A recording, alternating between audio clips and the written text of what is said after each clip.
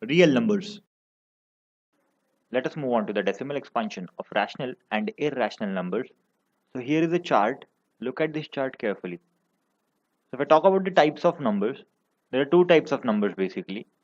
One is the rational number and second is the irrational number. That is, you can see one are the rational numbers and second is irrational numbers. So rational numbers have either terminating decimal expansion or they have non-terminating recurring decimal expansion. Whereas irrational numbers will have non-terminating and non-recurring decimal expansions. Let us try to understand this entire structure with some examples. Suppose I have a rational number, say 13 upon 5. So I'm having 13 upon 5. Now first of all, can I call this number as a rational number? Obviously it is a rational number because it is of the form P upon Q. So since it is of the form P upon Q, let me first find out its decimal expansion. That is, I'll divide 13 by 5. So I know that 5 2s are 10. If I subtract it, I'm going to get the remainder as 3. I need to place a dot over here. Then I'll place 0. And I know that 5 6 are 30. So 5 6 are, I'm going to get 30. If I subtract, the remainder is going to be 0. So I can say that 13 upon 5 is nothing but 2.6. That is, this 2.6 is nothing but the decimal expansion.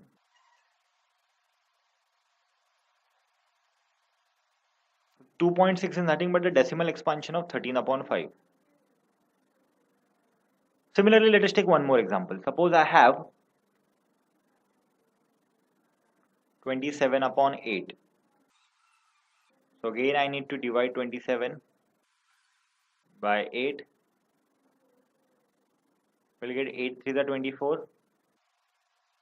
We will get 8 3 the 24. If I subtract, I'm going to get 3. And place a dot. Then 0. So 8 3 the 24. Now 6. Then again 0. 8 7 the 56. Then I'll get 4 because 60 minus 56 is 4. 8 5 the 40. Then if I subtract, I'm going to get the remainder as 0. So again what we saw, that this 27 upon 8 is nothing but 3.375.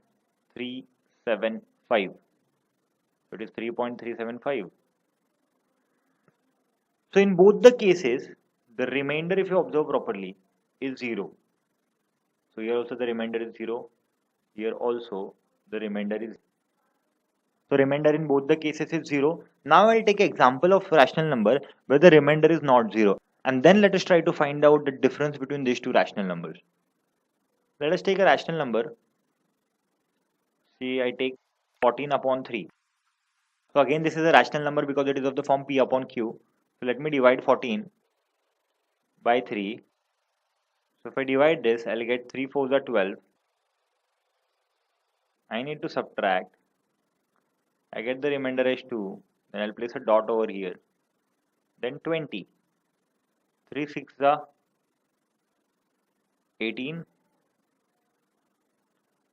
Then subtract. Then 2 again. If there is 2, then again I need to place 0. Then 3 6 are 18.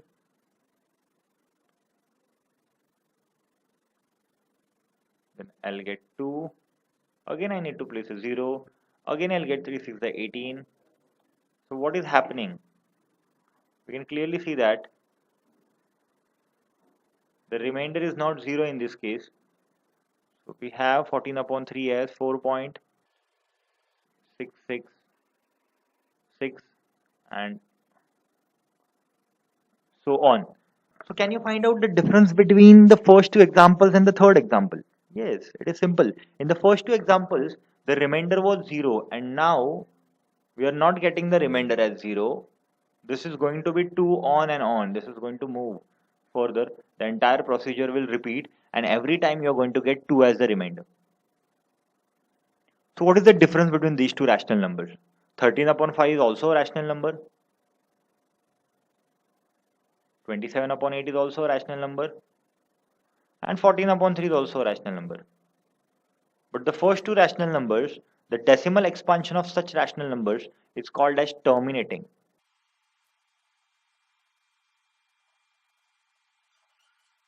So such example is of terminating decimal. Terminating means stopping, where the remainder is 0. So in this case, the remainder is going to be 0. In the first two examples, we have clearly seen the remainder was 0. Whereas when I talk about the second example, that is 14 upon 3, the remainder is not 0.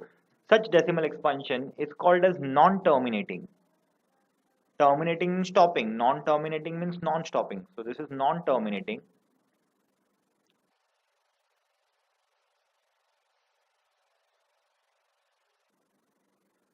We have non-terminating, that is non-stopping over here.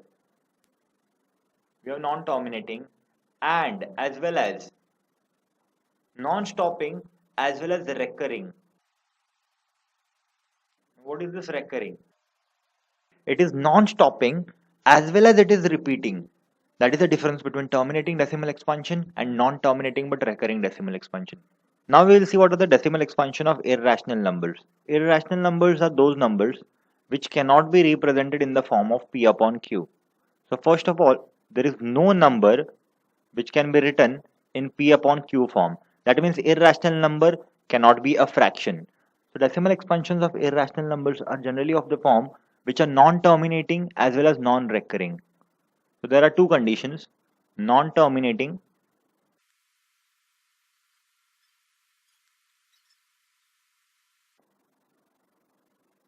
Second type is, and the second condition is, non-recurring.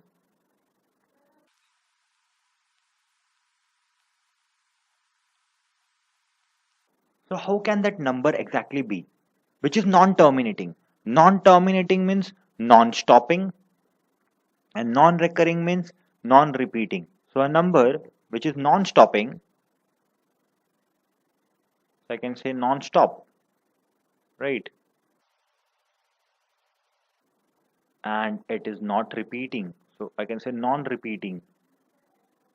Recurring means repeating, always remember. This recurring means repeating.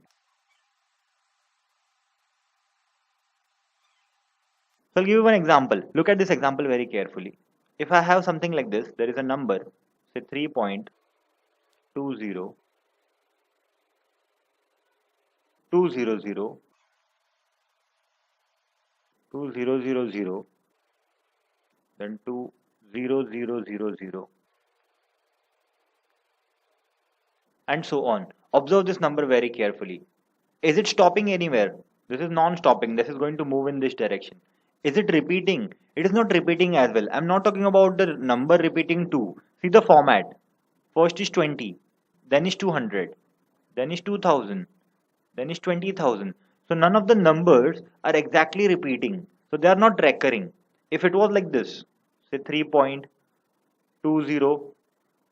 then again 20, then again 20, then we could have called it as non-terminating but repeating but recurring. That is, this 20 is recurring, this 20 is repeating, this 20 is repeating continuously. But here no number is repeating. That means this number is neither stopping nor it is repeating. So such type of decimal expansions are decimal expansions of irrational numbers.